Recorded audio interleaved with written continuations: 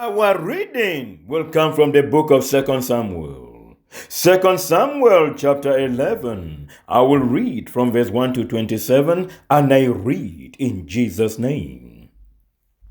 In the spring, at the time when kings go off to war, David sent Joab out with the king's men and the whole Israelite army. They destroyed the Ammonites and besieged Rabbah. But David remained in Jerusalem. One evening, David got up from his bed and walked around on the roof of the palace. From the roof, he saw a woman bathing. The woman was very beautiful, and David sent someone to find out about her. The man said, "She is Bathsheba, the daughter of Eliam, and the wife of Uriah the Hittite." Then David sent messengers to get her. She came to him, and he slept with her. Now she was purifying herself from her monthly uncleanness. Then she went back home. The woman conceived and sent word to David, saying, "I am pregnant." So David sent this word to Joab, "Send me Uriah the Hittite." And Joab sent him to David. When Uriah came to him, David asked him how Joab was, how the soldiers were, and how the war was going. Then David said to Uriah, "Go down to your house and wash your feet." So Uriah left the palace, and a gift from the king was sent after him. But Uriah slept at the entrance to the palace with all his master's servants and did not go down to his house. David was told, Uriah did not go home. So he asked Uriah, "Haven't you just come from a military campaign? Why didn't you go home?" Uriah said to David, "The ark and Israel and Judah are staying in tents, and my commander Joab and my men, Lord's men, are camped in open country. How could I go to my house to eat and drink and make love to my wife? As surely as you live, I will not do such a thing." Then David said to him, "Stay here one more day, and tomorrow I will send you back." So Uriah remained in Jerusalem that day and the next. At David's invitation, he ate and drank with him, and David made him drunk. But in the evening, Uriah went out to sleep on his mat among his master's servants. He did not go home. In the morning, David wrote a letter to Joab and sent it with Uriah. In it, he wrote, "Put Uriah out in front where the fighting is fiercest.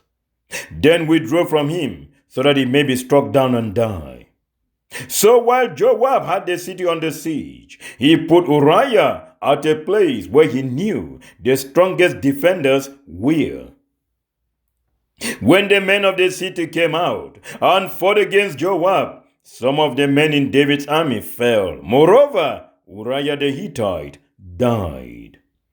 Joab sent David a full account of the battle. He instructed the messenger, "When you have finished giving the king this account of the battle, the king's anger may flare up, and he may ask you, 'Why did you get so close to the city to fight? Didn't you know they would shoot arrows from the wall? Who killed Abimelech, son of Jerubbaal? Didn't a woman drop an upper millstone on him from the wall so that he died at Thebes? Why did you get so close to the wall?' If he asks you this, then say to him, 'Moreover, your servant Uriah the Hittite is dead.'" The messenger set out, and when he arrived, he told David everything Joab had sent him to say. The messenger said to David, "The men overpowered us and came out against us in the open, but we drove them back to the entrance of the city gate. Then the archers shot arrows at your servants from the wall, and some of the king's men died. Moreover, your servant Uriah the Hittite is dead." David told the messenger, "Say this to Joab. Don't let this upset you. The sword devours one as well as another. Press the attack against the city and destroy it. Say this to encourage Joab. When Uriah's wife heard that her husband was dead, she mourned for him. After the time of mourning was over, David had her brought to his house, and she became his wife, and bore him a son. But the thing David had done displeased the Lord. And this is the word of the Lord. Thanks be to God.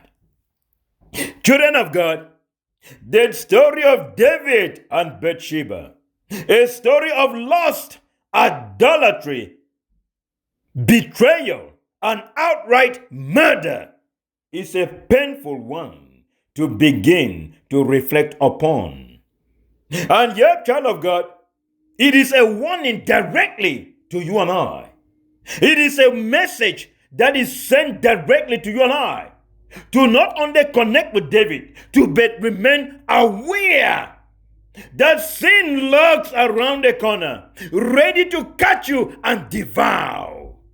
Sin is never far. It lurks in the corner, child of God.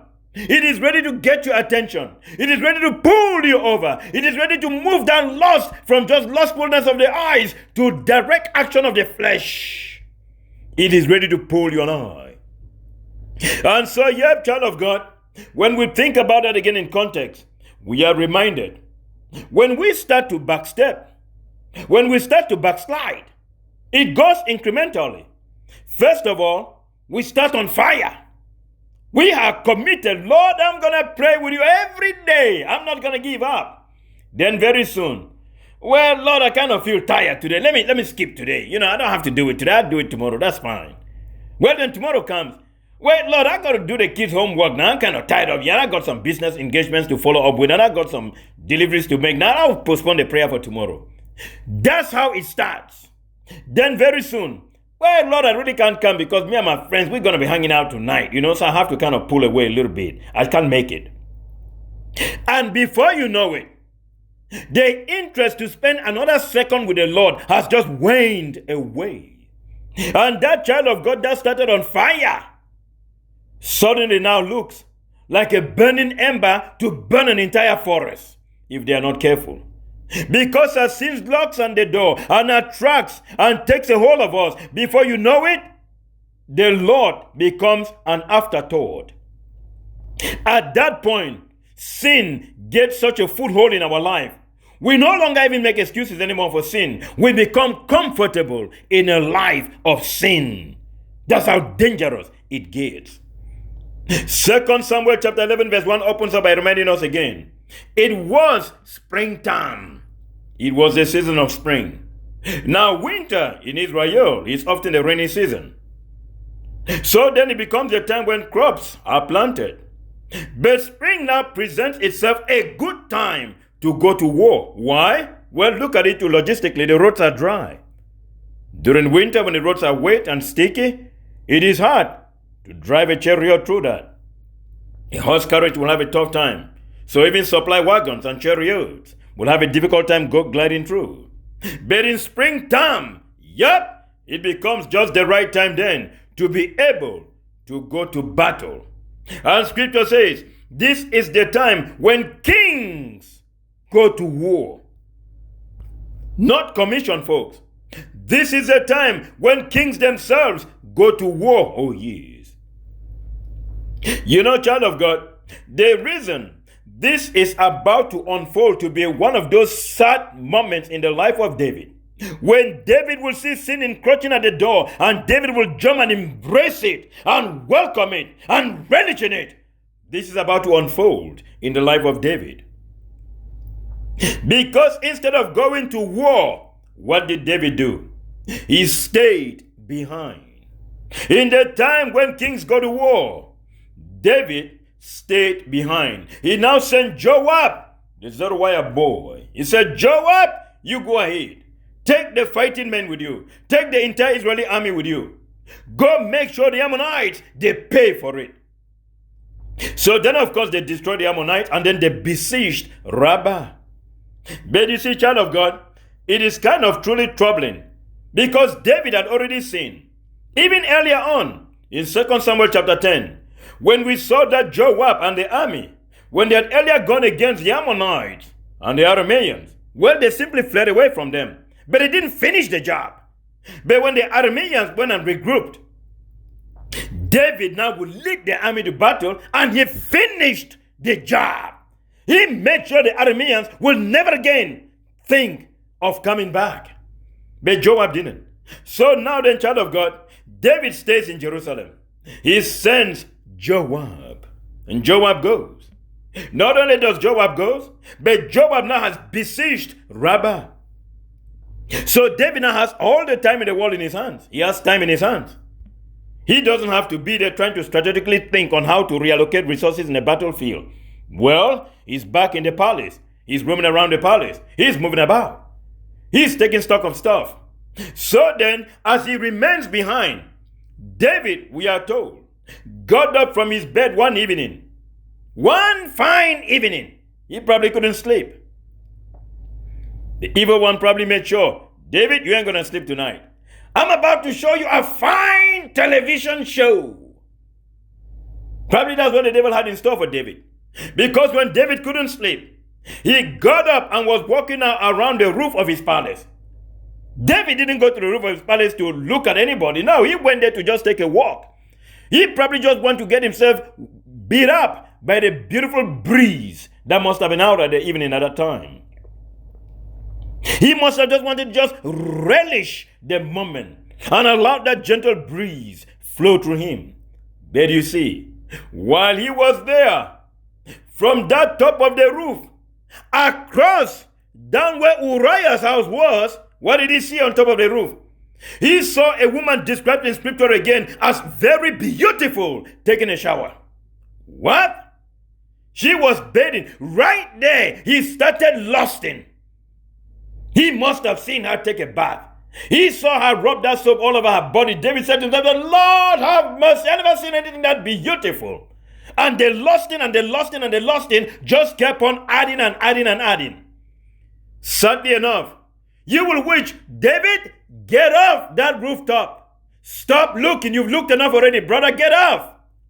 You got enough wives to worry about. Forget that lonely girl over there taking a bath. It is the work of the devil. Why would anybody take a bath, especially a woman, at that time in the evening when the sun is just going down? It's not really that dark and somebody can see her that far. Why? We don't know. But that's how the devil engineers stuff. That's how the devil keeps everything in motion. David, at that point, you should simply go back and keep on walking in the spirit. Don't walk in the flesh, David. Please, David, please, get off that roof. Don't walk in the flesh. Walk in the spirit. You know, the book of Galatians tells us in Galatians chapter 5 and verse 16. Scripture says, walk in the spirit, and you shall not fulfill the lust of the flesh. How much we wanted David to walk in the spirit. All David needed to do at this time, child of God, was get his mind away from what his giddy eyes were looking at. That's all he needed to do. He needed to remind himself, well, it's just one woman. I'm loaded in my house already. I got me a lot of them. I don't have to worry about her. Why no? Why no? In that moment, then, children of God, not only did David then allow the lust in the mind to then spur him on to now want to do something about it. He now figured, I need to do something about it. The way I'm feeling about that young lady, I just can't let go. Of course you can't let go. She don't belong to you. She ain't yours. Besides, you can't fault her for taking a shower, even though she was doing the wrong kind of shower at the wrong time. But David, you the man after the heart of God. Stay focused on the heart of God. Don't focus on the heart of David at this point. Please, David. Why no? It almost feels like screaming from my prayer altar to David and saying, David, get your eyes off that poor girl, man. You don't need it. David ain't listening. David ain't listening. But you see, child of God, this was now David.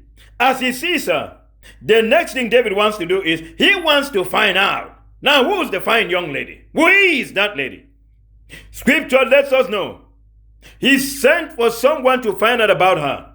And the man said, why, it is Bathsheba.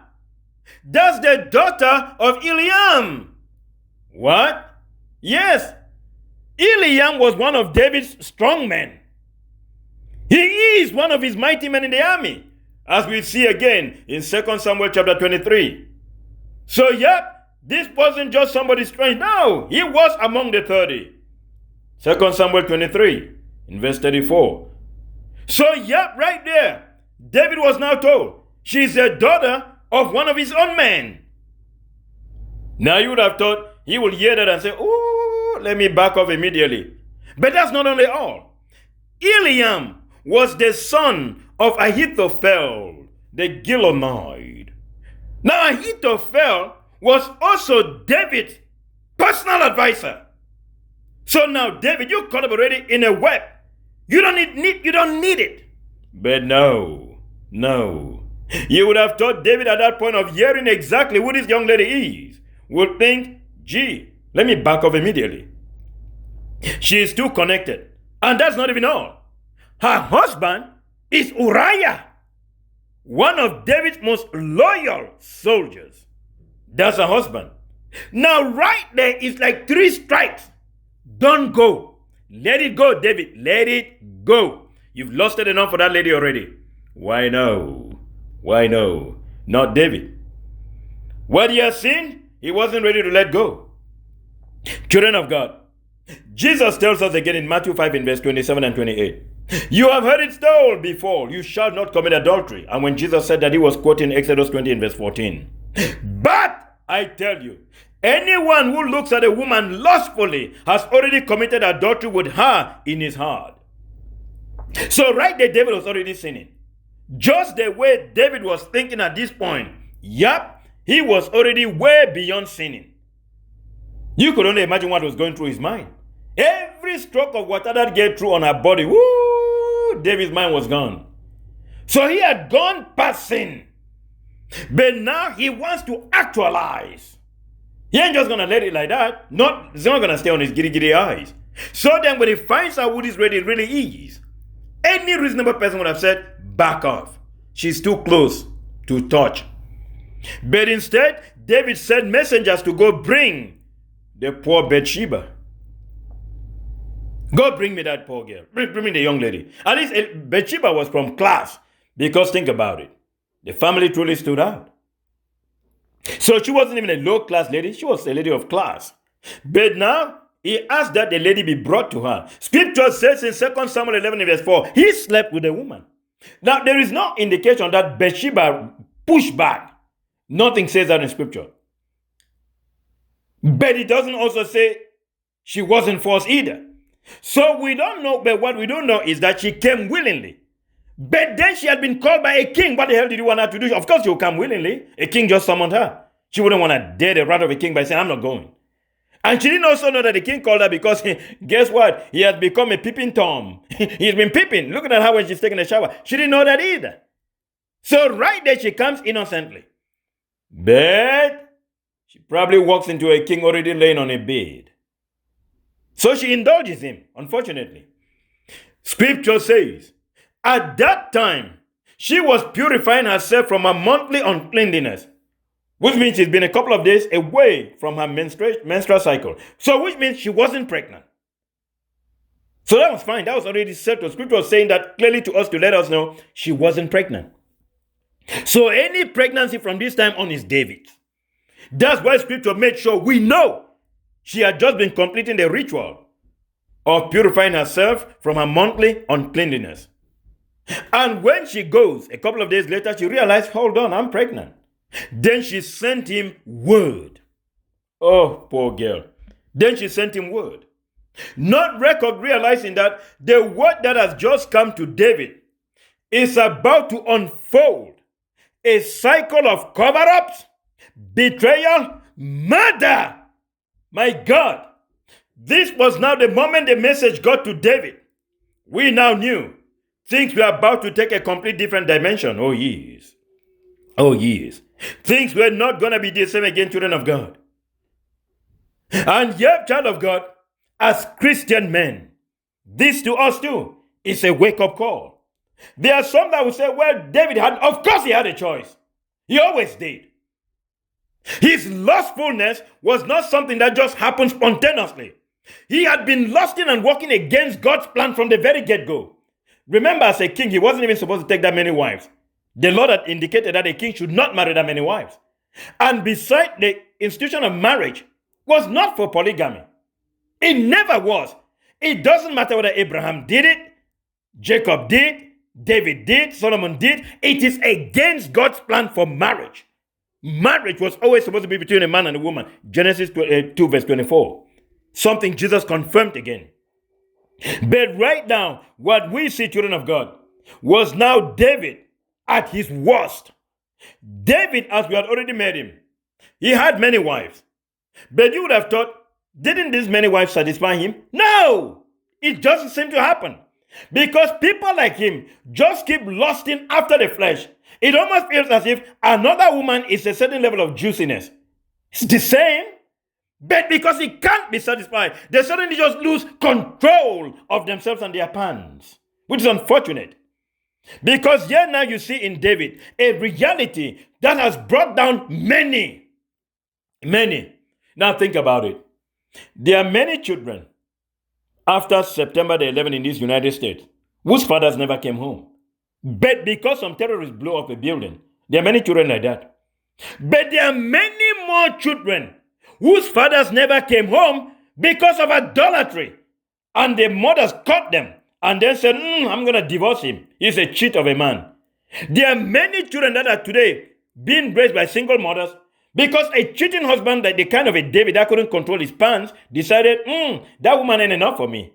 I need to extend my tentacles out there. Every time we extend our tentacles out there, the consequences are not only on us, but even on the people that we love. They suffer the most. In David's case, what is unfolding now in his life is gonna bring more pain and acrimony in his family. More pain. He will even lead to sibling killing sibling, sibling raping sibling. All this is gonna go down in David's house. All why? Because of a man who simply has an unsatiable lust for women. It's truly unfortunate. It's truly unfortunate. Anytime you love something to the extreme, you are digging a grave for yourself. It's dangerous. Got to learn to moderate it no matter how much you aspire and desire it. David just could not seem to moderate anything. No. He had been lusting for women for a long time, for as long as he's been king. He just kept on adding. Oh, years.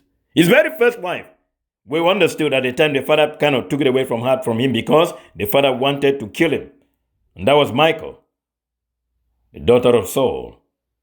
But then, of course, then he married Ahinoam of Jezreel. Was that enough? No. There was still Abigail, the widow of Nabal of Carmel. And he will just keep on adding and adding and adding. And of course, he will pay. He will hunt him. He's not going to give him any sort of peace. And look at it. Even his son Solomon, he will prove to us that no matter what, these men that just lust after women, they just simply, you can't really satisfy. There's not an amount of women that will satisfy them. Think about it. Solomon will have 700 wives. Like, seriously? What are you doing with 700 wives, man? And that was still not enough. Solomon had 300 concubines. Solomon is proof that 1,000 women will still not please a man who lusts after them like a dog. That's just a fact. That's just a fact. And as David is lusting after this miserable girl, well, things are about to really go bad. Scripture tells us again that the woman Bathsheba was beautiful. I mean, it's kind of impressive. Scripture really goes out of the way to say, and she was beautiful. Almost like saying, when he couldn't help himself. No, of course he could help himself. You know, child of God, it reminds me again of Joseph. Joseph had also found himself cornered. Not by any kind of an ordinary woman too, no. A very beautiful woman, the wife of Potiphar. Potiphar had himself too a very beautiful wife. But that beautiful wife had been lusting after Joseph, absolutely. And she even said to him, now if you don't lay with me, I will set you up. And Joseph decided, yep, I'd rather risk that than do this lustful thing you want me to do. I'm not going to do it. Joseph was able to withhold himself. Joseph had no wives, but he resisted the temptation of Potiphar's beautiful wife. Joseph resisted. So what stopped David? Why couldn't a man that wanted to love God, the man after the heart of God so much that he couldn't even control his own heart after lusting after a woman? That's unfortunate. Then, of course, when David finds out Bathsheba pregnant after their white night sting, guess what? He then starts a plan to cover up. There is a reason, child of God, he needs so badly to cover up that plan. There's a reason. You see, according to the laws of Moses in Leviticus 20 in verse 10, if a man commits adultery with another man's wife or with the wife of his neighbor, both the adulterer and the adulteress are to be put to death. So when that woman found out she was pregnant, she knew she and David was dead. They were dead. And that principle was going to apply regardless of David's status. A principle repeated again in Deuteronomy 22 and verse 22. If a man is found sleeping with another man's wife, both the man who slept with her and the woman must die. You must purge the evil from Israel. So Bathsheba now is concerned, I'm going to die. They're going to kill me. They're going to kill me. So David, to cover up sin, sends for Uriah to come back. So then, of course, Joab, Zeruiah, he then sends Uriah back. And Uriah comes. And David is only trying to get Uriah to go sleep with his wife. So that way, he covers up exactly the evil he has just done. But Uriah, unfortunately for David, is a decent human being, more principled than David himself.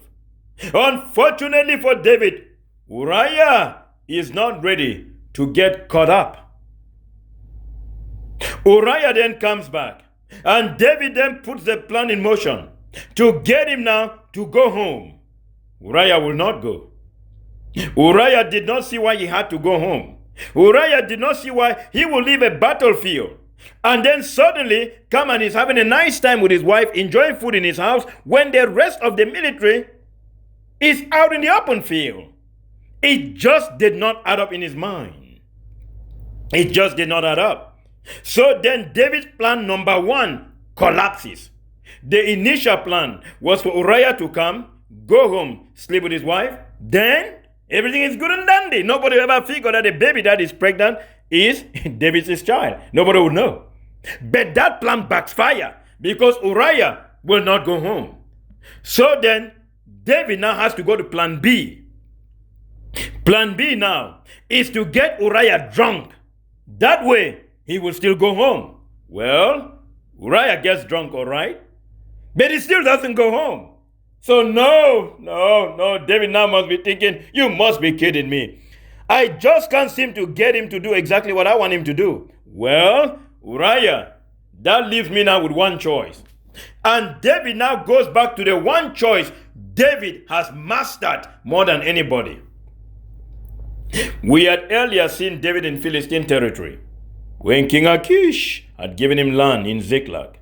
David used to run some guerrilla parties, some raiding parties from there. He will go attack villages, attack towns, kill everyone, just to leave no witness. So David had mastered the art of covering up, even if it meant he will wipe out an entire town.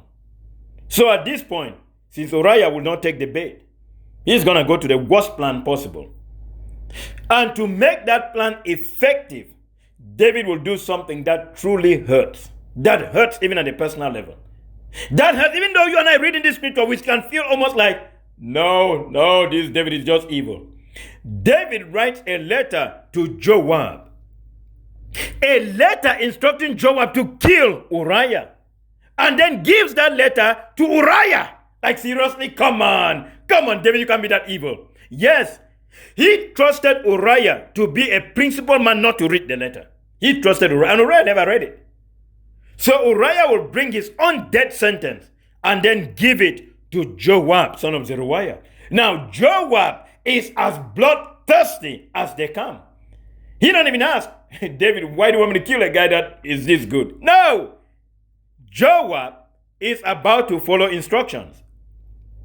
The man that killed Abner, son of Ner, in a time of peace, he has no problem at all to kill Uriah in a time of war. He has none. But to think that Joab didn't even for 1 second think, but wait, hold on. Uriah here, he's a disciplined guy, he's a good guy. Uriah was a Hittite, which means he even wasn't even a Jew. And yet he was fighting for the nation of Israel wholeheartedly and remaining loyal and disciplined. You would think that would mean something to Joab, right? Why no? We're talking about Joab, that Zeruiah boy. He keeps a grudge like nobody is evil. But yet now, he leaves Uriah to now go back with his own death sentence. This is truly sad. You know, I know a Bible story where a letter carried a man's death sentence, but at least he wasn't the one that carried it. If you go to the story in 1 Kings chapter 21, Scripture tells us about a gentleman named Naboth. He was a Jezreelite. And Naboth had a vineyard close to the palace of King Ahab, the king of Samaria at the time. Ahab wanted that vineyard so bad. But he wanted a vineyard just to use as his vegetable garden. And Naboth told the king, but king, you know I cannot sell you my family property. It's something for my family inheritance. Something given to me by inheritance, I can't give it to you. So then it frustrated the king to a point, the king wouldn't even eat that night. He thought, gee, somebody refused something to me. I'm the king, right? So then the king happened to have been married to a woman that was 100% evil. Her name was Jezebel. Jezebel figured, king, you don't have to worry about that land. I'll get you that piece of property from Naboth. I'll give it to you. So then Jezebel writes a letter and placed the king's own name on it and his seal. Then sends it out to Naboth's city. And the letter tells the elders of Naboth's city to proclaim a fast, a day of fasting, just some fake excuse. And then have Naboth seated in a prominent place. And then bring some 2 false witnesses, 2 scoundrels, so that they can bring charges against him and claim, well, we heard this man cursed God and the king. Well, saying that meant death.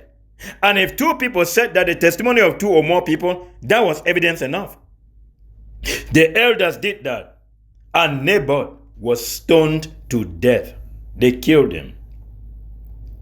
The minute the elders did that, they sent back word now to Jezebel. Hey, we kind of took care of that little detail. Like we kind of got rid of that little bug for you. So then the wife then goes to the husband and says, guess what, honey? Here is the vineyard of Naboth the Jezreelite. The one he refused to sell to you, well, I got it for you. The man is dead and gone, so he can't do anything about it. And at that point, Ahab then took possession of Naboth's vineyard. But the Lord will send Elijah the Tishbite to now take a warning to Ahab the king. And when he will come there, he will let the man know. In the place where dogs licked up Naboth's blood, dogs will lick up your own blood. Yes, yes. At that point, the king really cried. The man cried. He wouldn't believe it. It's like Elijah knew nothing about that man's death. I didn't even know the circumstance of his death. And he was telling the truth, he didn't know. But then he will not only cry for a guy who pretty much really had little to no relationship with the Lord his God. The man will not only fast and rip up his clothes and sit in sackcloth. That's what he did. He put on sackcloth and fasted. But for the wife who had put up that conspiracy, Jezebel, the Lord then left a message for her now. Dogs will devour Jezebel by the wall of Jezreel. And that too will come to pass in 2 Kings chapter 9. So, yep, child of God, a letter was now used instrumentally to take from Naboth what was his and then to kill him in the process. Here now we see a letter given to Uriah the Hittite. And Uriah now, Joab read it and followed the instructions of the letter to the latter. So then he puts Uriah in the area where the fighting was fiercest. Then he pulled him in a little back, and Uriah was struck dead. Uriah died. So then, of course, he sends a messenger now back to David, letting the messenger know, when you give that account to the king, well, if the king gets upset, and starts asking you questions like, why did you get so close to the city to fight? Why did you not know that we shoot arrows from the city wall?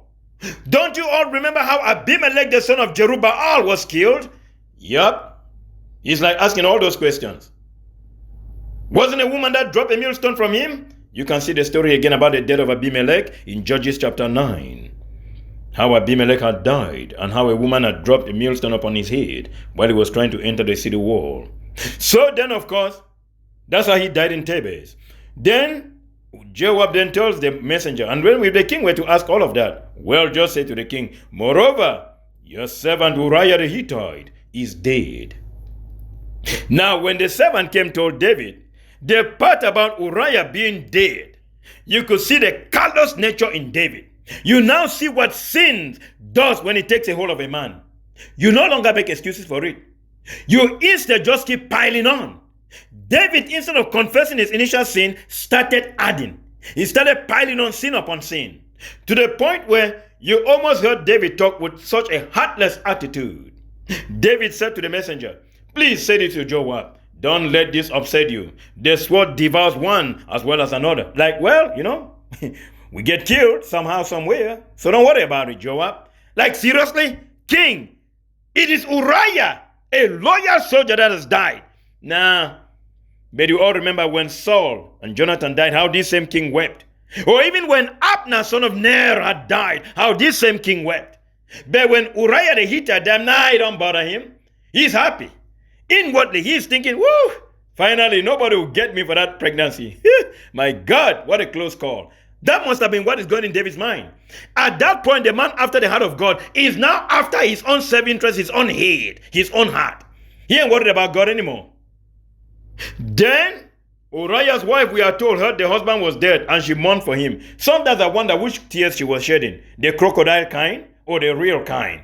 Because she too must have been thinking, whoo, hey, this takes off that headache from me. Oh, nobody will know how this other baby got pregnant. Because then she now knows. She would have already been charged with idolatry. But with the husband out of the picture, well, nobody can prove it wasn't his son. Nobody can prove. So at this point, David then goes now to another part of his evil plan. Remember, he's never satisfied. So then after the mourning period was over, David now brought Bathsheba into his house and she became his wife. Like, David now moved to the next level of the deception.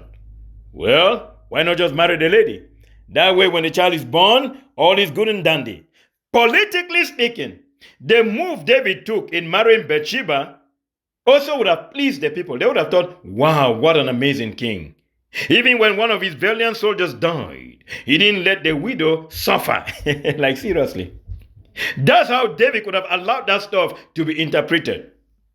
He could have made a hero of David in the eyes of the people, who would have now said, our king is awesome. He really cares about the widow and the orphan. No, he doesn't. He's the pure technical definition of evil, still doing it as a cover-up.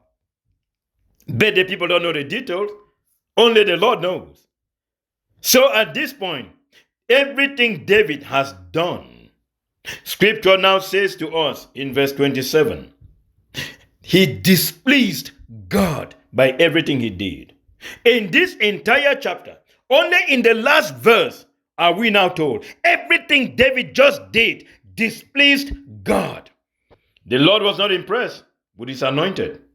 His anointed had displeased the Lord.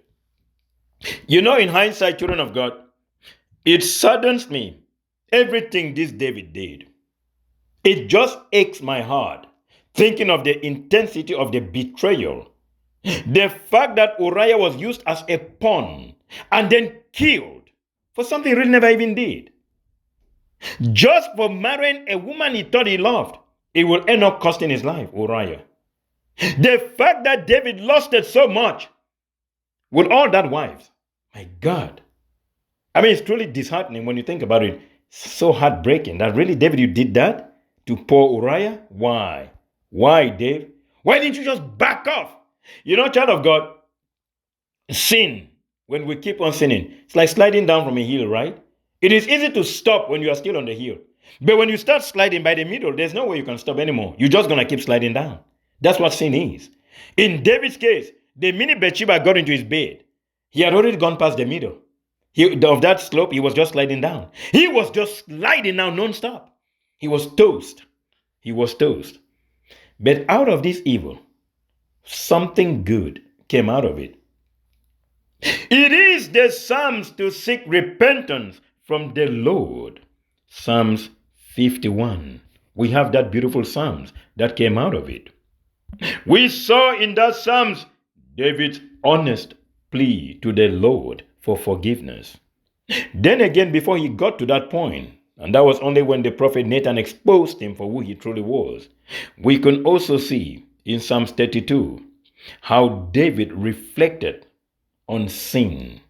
It was truly very insightful. But out of this calamity, the Lord left us with an amazing prayer for genuine forgiveness of sin. Heavenly Father, my Lord and God, we pray this day, King of Glory, that we too have lost it in our hearts, have wandered away from the Lord our God, have sinned and are unworthy of you, O Lord. We pray this day, merciful Father, Lord, may the King of Glory, ever loving, ever forgiving, ever compassionate, wash us clean from all transgression, iniquity, and sin. Have mercy on us, O Lord, according to your steadfast love. According to your abundant mercies, blot out all our transgressions, O Lord. Wash us thoroughly from all our iniquity, King of Glory. Cleanse us, mighty Father, from our sins. Lord, we know our transgressions and sins are ever before you. Against you and you alone, Lord, have we sinned and done what is evil in your sight. Daddy, you are justified in your sentence. You are blameless when you pass judgment. Lord, indeed, we were born guilty. Sinners when our mothers conceived us. God Almighty, you desire truth in the inward being. Teach us wisdom, O Lord, in our sacred hearts. Purge us with hyssop, and we shall be clean. Wash us, O Lord, and we shall be whiter than snow. Let us hear joy and gladness, and let the bones that you have crushed rejoice. Hide your face from our sins, Lord. Blot out all our iniquity, create in us a clean heart, O Lord, O God, and put a new and right spirit within us. Do not cast us away from your presence. Don't take away from us the gift of the Holy Spirit. Restore to us the joy of your salvation and sustain in us a willing spirit. Then we will become vessels to teach transgressors your ways, O Lord, and sinners will return to you. Deliver us from bloodshed, O God of our salvation, and our tongues will sing aloud of your deliverance.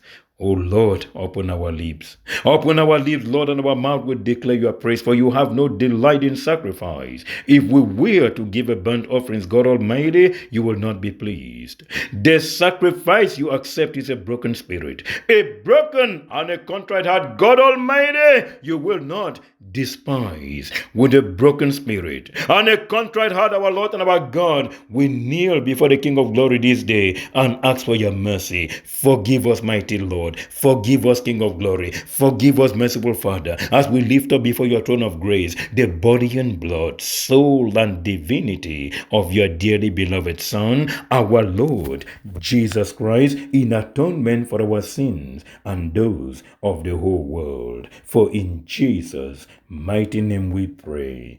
Amen.